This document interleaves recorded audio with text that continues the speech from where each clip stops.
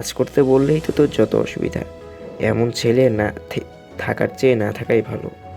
এই বলে অন্ধের মা গজরাতে গজরাতে স্থান ত্যাগ করলো। মনের দুঃখে অন্ধ ভাবল, এ বাড়িতে থেকে লাভ কি।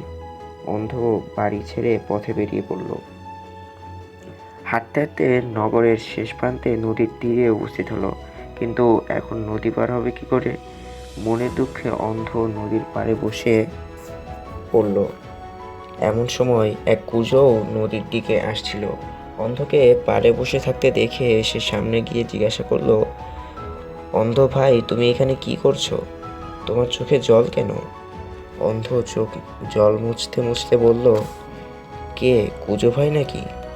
কুঁজো ভাই বলল, হ্যাঁ। তুমি এখানে বসে আছো কেন?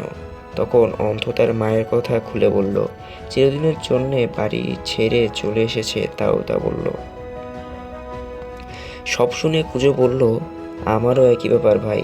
হাত থেকে একটা গ্লাস মাটিতে পড়ে ভেঙে গেছে বলে বাবা আমাকে কি মারটাই না মারলো। তাই মনের দুঃখে এই দেশ ছেড়ে চলে আসছি। এই বলে কুঁজো অন্ধের হাত ধরে নৌকায় চেপে বসলো। ওপারে পৌঁছে দিয়ে মাঝিদের কাছে পয়সা চাইলো। পয়সার কথা শুনে কুঁজো করুণ কণ্ঠে বলল, দেখ বাবু, আমরা এই দেশ ছেড়ে চলে যাচ্ছি। আমাদের কাছে একটাও টাকা পয়সা নেই। যদি কোনোদিন ফিরে আসি, সুদ সমেত তোমার পয়সা মিটিয়ে দেব। মাঝি লোকটি ভালো ছিল। মনে মনে ভাবলো, একজন কুঁজো, অন্যজন অন্ধ, ওরা পয়সা পাবে কোথা থেকে।